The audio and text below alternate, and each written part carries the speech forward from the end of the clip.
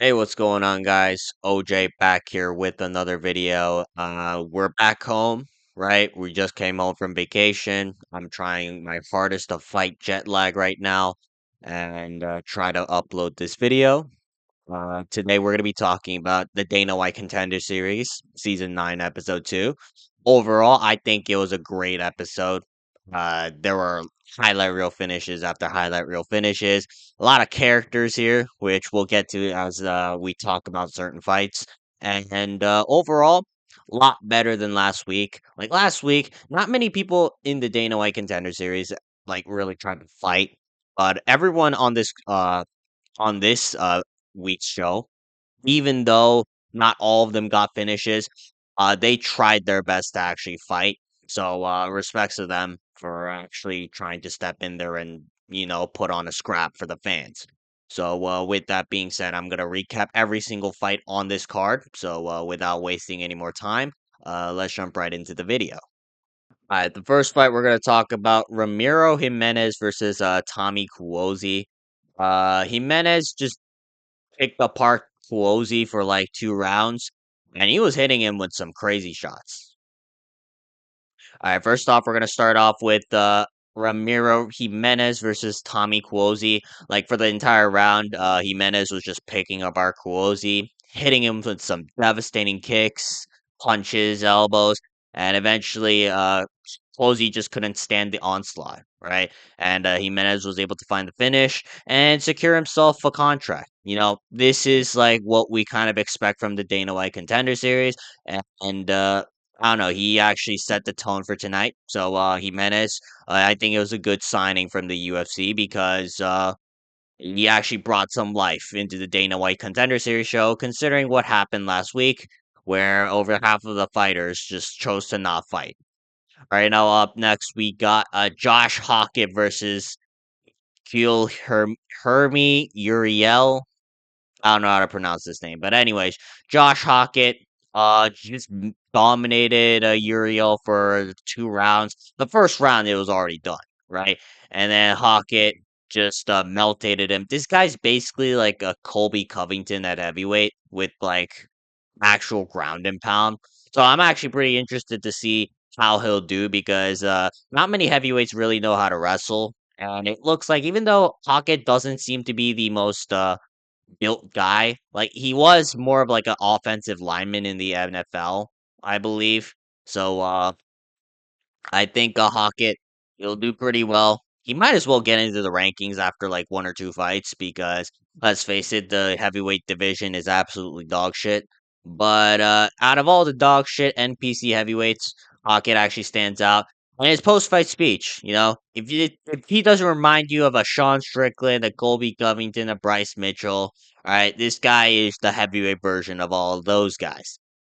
He's talking about how he's not actually fighting the boring fat NPC blobs. He's gonna go out there and fight the sex traffickers and the pedophiles and the transgenders. You can clearly tell uh which way he's leaning politically.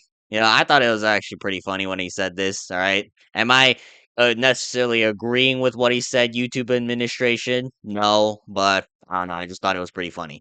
But yeah, Josh Hockett, he's actually a character as well. He'll actually sell his fights, unlike most of the NPC blobs, who just kind of go out there and they just stand there, acting all docile and like mysterious and stoic.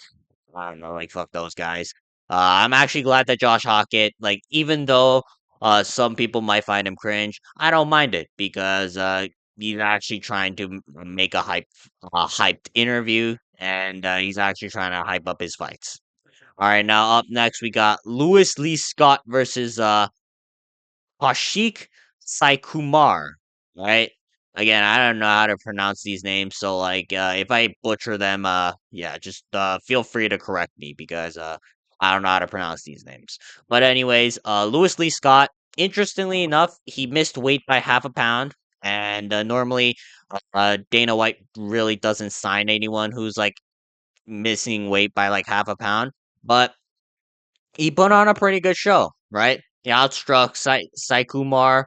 And in the grappling, like Saikumaru was doing all this Ryan Hall shit, and trying to go for like Ibanari rolls into leg locks and all this awkward stuff. But Lee Scott, he was doing just enough to just avoid getting his leg fucking ripped apart. He did a good job defending all the leg lock attempts, and as the fight progressed, he was kind of breaking down Sai Kumar. Sai Kumar got redeemed in the third round. Lee just unleashed like body kicks, head kicks, and eventually just started pounding on Sai Kumar because Sai Kumar started getting tired.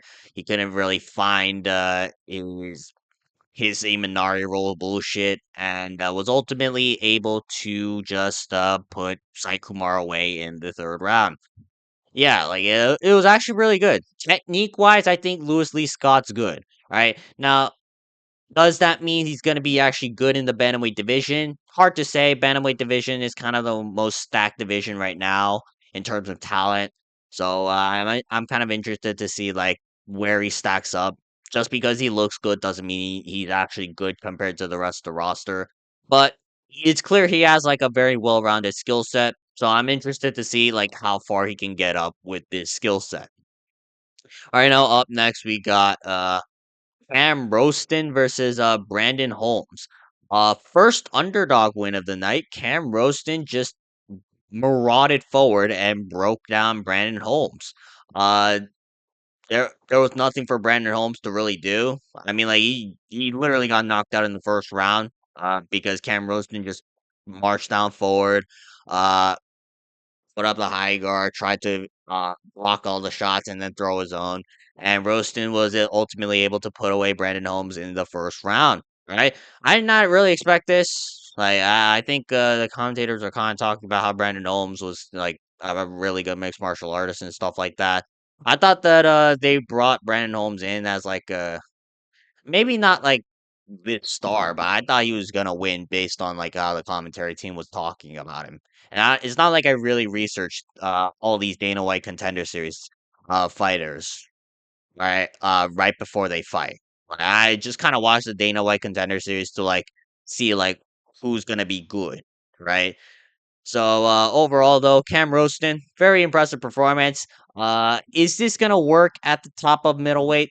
Hard to say, but he kind of showed that he's marauding forward, and you kind of need that in a division like middleweight, where like a lot of gritty fighters are there. So like you actually need some grit, and Cam Roston showed grit tonight. So good job. And last but not least, we got Jose Delano versus Manuel Exposito.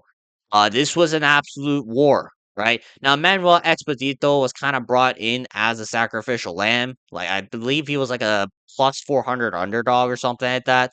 But this was an absolute scrap. But Jose Delano was just getting the better of every single round. Jose Delano, he's actually very good. His boxing is actually very crisp, and I think Jose Delano, like even though he didn't finish Manuel Exposito, I think Manuel Exposito is very tough. So I'm not gonna really take that away from Jose Delano as like, oh, he can't really finish or oh, he can't really punch hard. Because like Delano was actually cracking some shots on Exposito.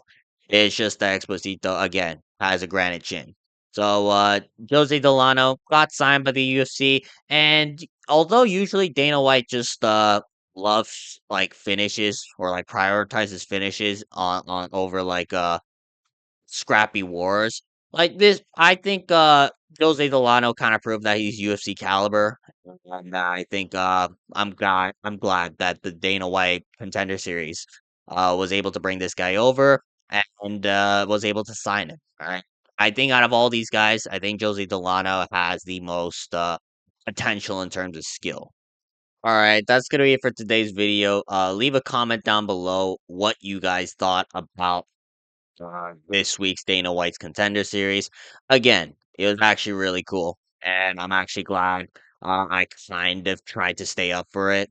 All right, I'm gonna go back to bed. I got really nothing else to say, so make sure to like and subscribe, and I'll see you guys whenever I wake up.